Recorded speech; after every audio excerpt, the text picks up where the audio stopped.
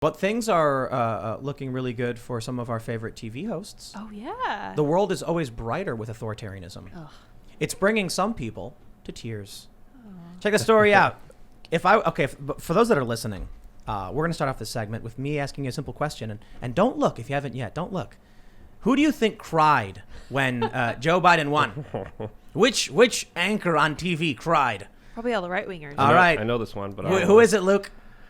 Miss Maddow. Rachel Maddow from the Daily Mail. Who is media's biggest Biden suck-up? Rachel Maddow cries on air while Al Roker fist bumps the president, and the new press secretary, Jen Psaki, gets a very warm welcome. Rachel Maddow said that she'd worked through half a box of Kleenex on air. Amazing.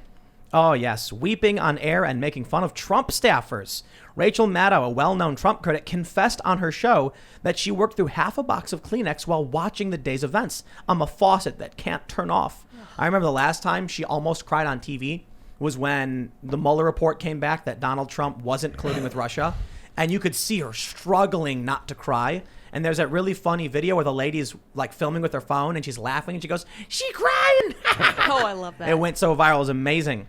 They say ABC News' Byron Pitts drew criticism for calling Biden the nation's Papa-in-Chief after listening to his inaugural address. I love this one tweet.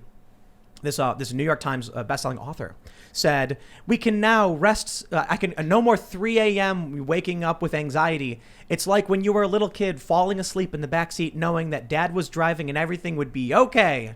And I'm just like, I wouldn't want to fall asleep in a car with Joe Biden driving it. I'd want to be holding on and I'd be wearing my seatbelt. But here's where it gets interesting. It wasn't just Rachel Maddow who was crying.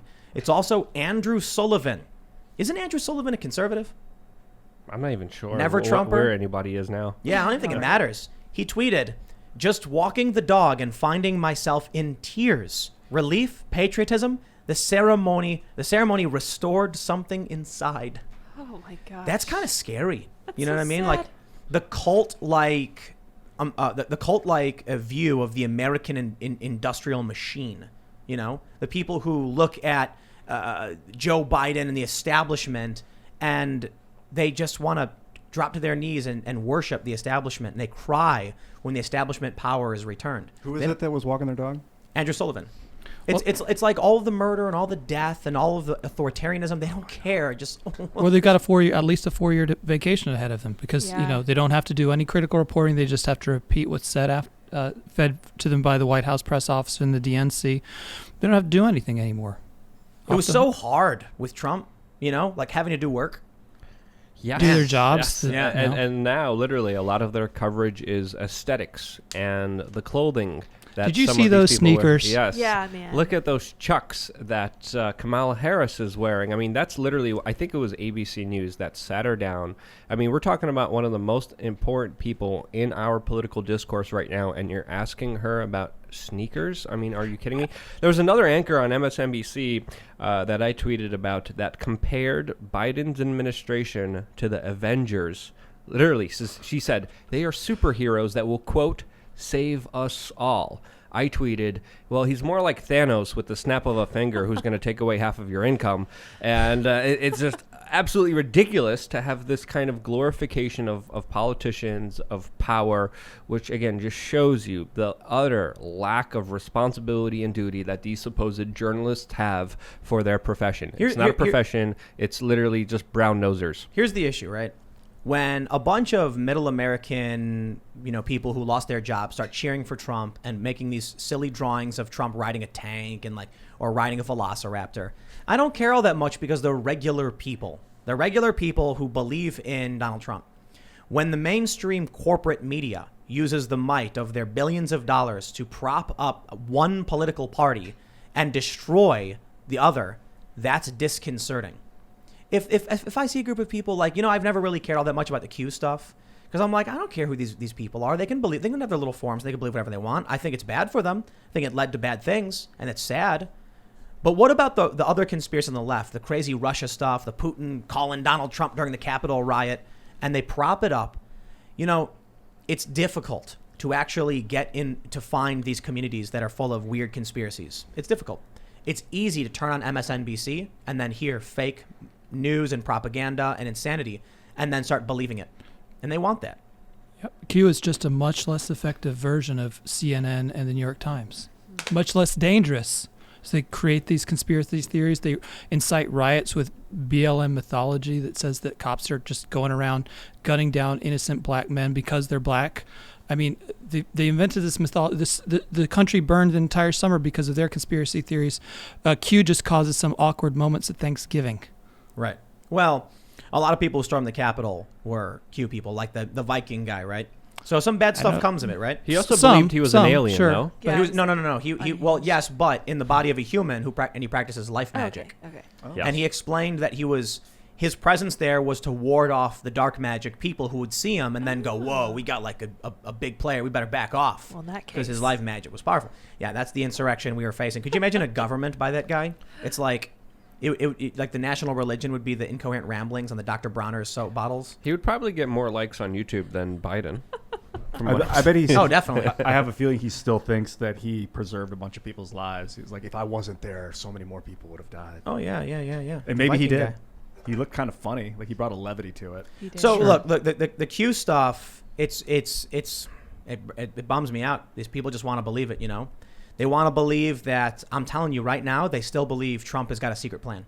They think the new Capitol is in Florida and Trump is working with the military. And I kid you not, because I tweeted this on the 20th, like how long until they start saying that, you know, the real plan was to allow Biden to be president. So that way they would confirm the crime and the treason had been committed. Because if he didn't assume the office, then the treason never happened, right? They really believe it. Well, They- sorry. no, go ahead. No, I was going to say is that, you know, the way the media decides to focus on that particular group, it always makes me wonder because they can never quite answer the question is that, so, like, let's say Q supporters was 5% of the public. Maybe it's significant, but what if it's really like 0.5%? Is there any ever measurement? Because they sort of focus in on this demographic of crazies and make it seem like, well, that's common, that's mainstream. And they do this constantly with, like, they find some extremist or some weirdo and make it seem like it's representative of something larger when in fact it's barely even that entity or it doesn't exist at all. It's with the Caliphate podcast that New York Times did. It was completely manufactured. Yeah. So like all this attention that Q's get, Yeah. how many people actually are quote unquote Q? Has there been a survey done that established them as something more than 1% of the population, if that? Yeah, but it was given life because of the major censorship efforts. A lot of people who spewed the Q stuff said, well, if we're not legitimate, why is YouTube, why is Google, why is Facebook and Twitter censoring us? And that, of course, created a situation where the conversation didn't take place in front of everyone. It took place in other parts of the internet that are far away in seedy places where crazy people go to discuss different things. And it even came to a point where YouTube started banning and deleting videos that were critical of Q people. So how They can say, we? they say whenever they get censored, they say Overtarget, Yes. which means that, oh no, like we figured it out. That's why they're reacting this way. They're trying to ban us because we were right. Yes. Jack Dorsey actually sort of admitted this because you remember after Trump was banned off of Twitter, he sort of, and then Parler was kicked off. He made his little tweet thread and it was very slimy and I don't think authentic. But in the beginning, he says that banning Trump and the other platform, you know, what happened to them has, in his words, he said, caused the conversation to become fractured. And that's exactly what you're describing because if we're not all in the same place talking, we can't all correct the, you know, and if somebody goes really far off the reservation, well, we're all still here. We can just pull them back and put our arms around them. But when they're off on their own, there's that communication's been broke because they've been banned off the platform. There was literal people saying, okay, let's look at these Q drops. Let's break them down. Okay, this didn't happen. This didn't happen. This is an assertion. They say this is going to happen. Let's actually look at this. Let's see if there's any evidence. Let's see if there's any documents backing this. Nothing. And slowly talking people out of it. Those videos were deleted from YouTube. They thought that Mueller was working for Trump. They said that Mueller, they needed a way to get in a special prosecutor with a deep state realizing it. And that Mueller was pretending to investigate Trump for the press, but it was actually going to be about Hillary Clinton. And then it never happened. And they claimed to have found the location of these camps. And they went to these places, and then there was nothing there. And it was years ago that people like Cernovich and Jack Posobiec, some of the highest profile Trump supporters, were like, dude, it's not real. People don't want to let it go. And then when I remember, it's just been, you know, for the past several weeks, people saying Monday's the day the states are going to start flipping and the arrests are going to happen. The storm is coming. Nothing happens. Yeah. Then I remember the day before inauguration. I see people posting on Facebook, tomorrow is the final day. They're waiting for the last moment. And then Biden gets inaugurated. And then all of a sudden there were these crazy posts popping up like, what's happening? What's happening? I'm so confused. And then the next day, it's all part of the plan. It's all part of the plan. Was it a real thing with someone that actually had info, but then it just got co-opted by crazy people that are like, I'm going to pretend like I'm Q and trick everyone? No, it's like Nostradamus. It's like you make. I'm going to make a prediction for you right now. The Dark Eagle. What? The moon. Green blades. Grass. Friday. At some point in the next several years, someone will find this clip and they will associate those random things I just said and be like, he was right. I didn't say anything. Or I could ask questions. Oh, cute as he asks questions. Why is Nancy Pelosi wanting machine guns?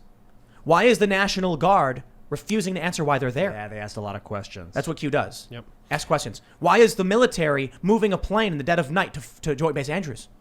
Why did another plane go to Texas? And they call themselves Q because that's the name of that guy from Star Trek. No, because Next of Gen? Q clearance. What's that? The highest level of security clearance you can get. So they say. Okay. I don't know if that's true. I don't know I don't about even security know. clearance. Well, a lot of people attribute what happened with Q as a government-run psychological operation as a psyop, because if you look at the effects of it, it essentially undermined not only Donald Trump, but any form of legitimate criticism of government. You know, instead of actually considering what the government has been doing, the American foreign policy, where our tax dollars are going, people were talking about riddles on the internet and looking for things that weren't really there at all from the very beginning. And when you see the cause and effect, a lot of people are saying, hey, this was directly done for nefarious purposes that essentially backfired on anyone who believed in it. Thanks for checking out this clip from the Timcast IRL podcast. We do the show live Monday through Friday at 8 p.m. So come back to check us out when we go live.